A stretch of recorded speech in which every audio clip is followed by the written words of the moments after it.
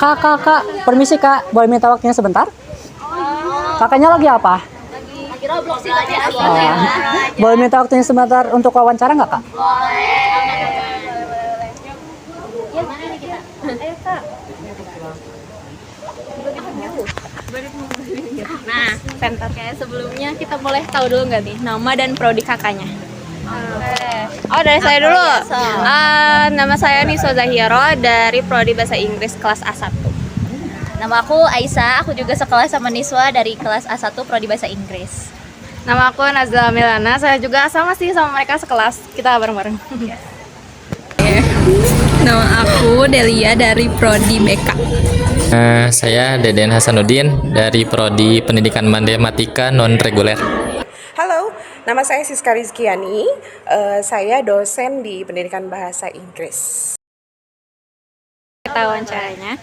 Apakah kakak tim yang memakai satu barang sampai rusak atau tim yang selalu pengen mencoba versi terbaru? Jujur kalau aku pribadi itu tergantung barangnya. Kalau yang emang tiap hari dipakai pasti selalu mau beli yang baru kan ya. Tapi kalau misalnya yang jarang-jarang gitu biasanya sampai rusak dulu baru beli sih. Itu. Kalau kakaknya gimana? Kalau aku sih kayaknya yang barang sampai rusak ya. Maksudnya kalau yang beli tiap hari itu yang barang sampai habis mungkin kan. Tapi kalau rusak sih aku kayaknya tipe yang satu dulu, udah itu kalau rusak belum beli lagi gitu. Kalau kakak gimana kak? Kalau aku sih kadang dua-duanya sih, tapi kayak biasanya lebih seringnya sampai rusak sih. Berarti kakak tipikal yang awet ya kak penyimpanannya. Baik. Tergantung sih, tergantung uangnya. Nunggu rusak baru beli yang baru biasanya.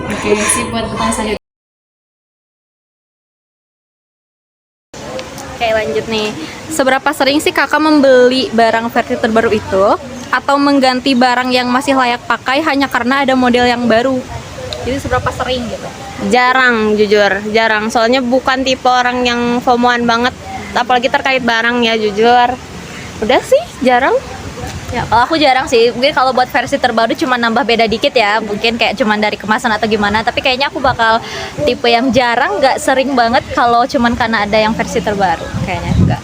Kalau aku sih kalau barang cukup jarang. Cuman kalau make up lumayan sih. Kalau ada yang baru kayak kadang aku kayak beli deh. Kayak penasaran coba, terus kalau lucu aku beli gitu sih biasanya. Sekarang ini jarang sih. Kadang-kadang sih, itu pun kalau memang ada keinginan dari diri gitu, lebih kepada keinginan. Kalau misalkan sekiranya itu nggak perlu ya. Jadi nggak terlalu sering berarti ya? Iya, nggak terlalu.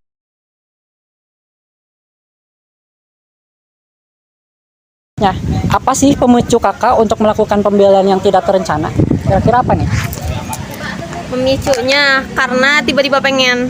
Kadang tuh lagi buka-buka keranjang terus lihat barang-barang lama yang udah ada di keranjang kayaknya ini harus di check out sekarang juga, padahal nggak terlalu butuh, tapi karena udah lama nih di keranjang jadi dia kayak check out aja deh, check out gitu sih biasanya. Jadi itu tidak terencana ya kak? Iya benar, langsung. Kalau kakak gimana kak?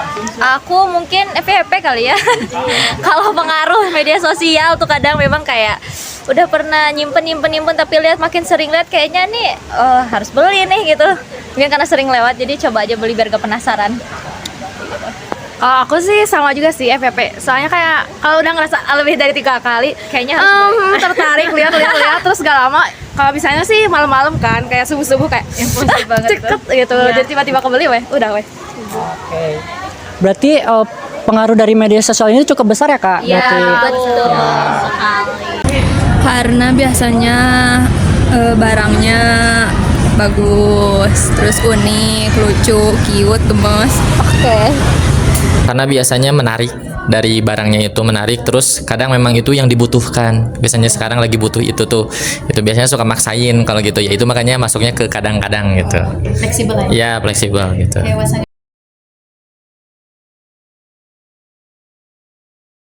seberapa sering sih konten di media sosial memicu perasaan seperti aku harus punya nih, kayak kakak bilang nih. Jadi kayak aku juga harus ngerasain punya ini gitu. Jadi itu seberapa sering menurut kakak? Kalau di rating tuh kayaknya 8/10, mungkin 8, soalnya ya nggak tahu ya, namanya manusia orangnya penasaran, jadi selalu pengen mencoba hal-hal baru yang ada gitu di depan mata. Itu sih. Kalau aku micu buat seringnya sih sering banget ya. Cuman kalau buat dibeli atau enggaknya itu tergantung konteks kedepannya. Tapi kalau buat sering banget. Even kayak keranjang tuh 199 plus gitu ya. Kayak sering banget sih kalau micu. Jujur aku juga sama sih, kayak beneran sesering itu karena aku pakai semua platform kan, kayak X, TikTok, semuanya kayak kalau ada iklannya kayak lucu gitu. Jadi kayak sering banget itu. Jadi mudah terpengaruh ya Kak? Ya, betul. Jujur izin ya. Izin. Terpengaruh banget. Oke, baik. Sebenarnya sering, cuman saya bisa menahan diri. Sebenarnya mah banyak dengan tipe sendiri yang senang belanja sebenarnya, cuman memang biasanya suka melihat harga, suka melihat kebutuhan, dan memang ini teh jangka panjangnya gimana gitu, apakah memang perlu atau enggak gitu. Agak berpengaruh juga atau seperti ini? Agak berpengaruh sih, lumayan agak berpengaruh, tapi kadang itu hanya cuman rasa doang sih biasanya. Tapi gitu. Nggak sampai kebeli. Ya terkadang-kadang itu gimana kebutuhan. Seberapa tinggi?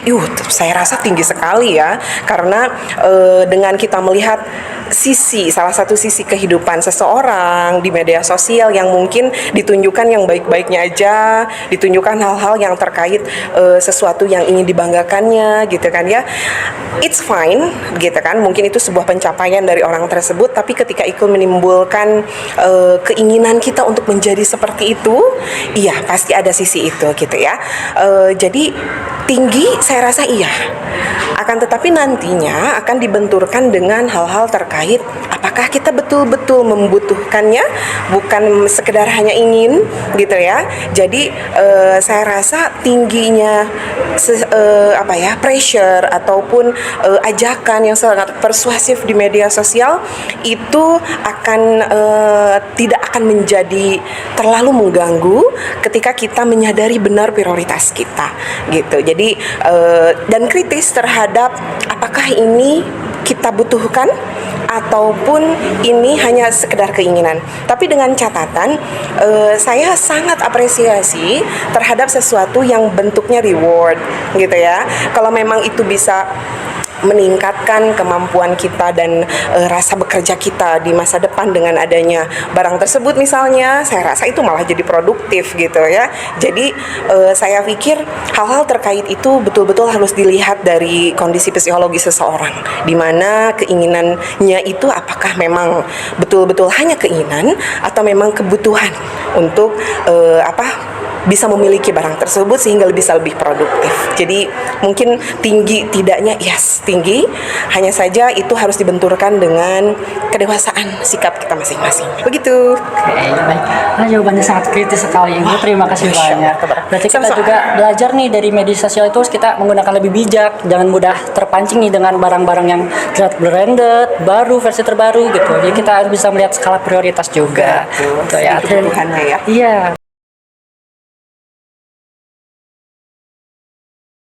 Pertanyaan terakhir nih Kak. Pernah nggak sih Kakak melakukan pembelian besar nih yang memberikan kesenangan sesaat, tapi kemudian Kakak menyesal karena dampaknya terhadap keuangan? Coba dong ceritain dikit, pernah nggak Kak? Pernah, tahun kemarin tuh beli teleframe. Tahu teleframe. Telegram premium. Iya. Itu karena penasaran doang, kayak pengen dong nyobain yang sebulan kan berapa ya? 60, 50, 60-an. Terus pas udah dibeli nggak tahu mau diapain. Karena jarang juga main tele. Penasaran doang gitu. Jadi Kakak menyesal di belakangan. Iya, dan abis check out tuh langsung kayak harusnya tadi gua nggak beli. Sedih.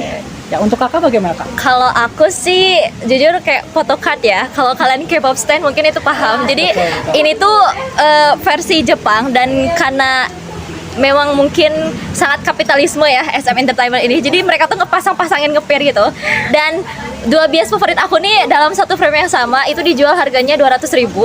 Dan itu tuh karena kita rebut-rebutan dari Jepang kan. Dan setelah itu aku kayak mikir kayaknya aku harus beli deh. And then sekarang harganya udah 30 ribuan.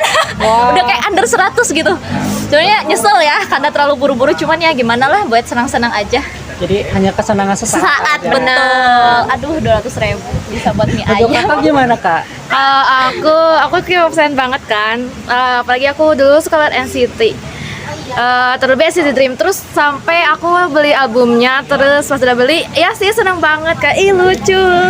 Bingung 2 hari 3 hari masa cuman gue liatin doang, ini foto-foto kayak apa ini nih, terus kayak udah sekarang udah setahun lebih, 2 tahun deh kayaknya. Terus kayak mikir kayak ya ampun, ini apa sih barang gak berguna nih? Kayak dapatnya uang dengan segitu kayak bisa buat makan berapa kali lah. Terus kayak sayang aja, aku kayak gak penting gitu jujur, kayak sekarang bahkan si albumnya jamuran kan, kayak Sayang banget. uang itu hilang gitu aja gitu sih. Jadi bisa dibilang cukup sering juga ya, sering terjadi. Kayak mungkin bisa dikurangi ya Kak. Siap. Noted. Pasti akan Oke, baik. Pernah. Jadi waktu itu aku beli satu barang yang sebenarnya waktu beli kayak ini bakal kepake, ngiranya tuh bakal dipakai. Tapi ternyata setelah dibeli barangnya nggak kepake sama sekali dan sedikit menyesal.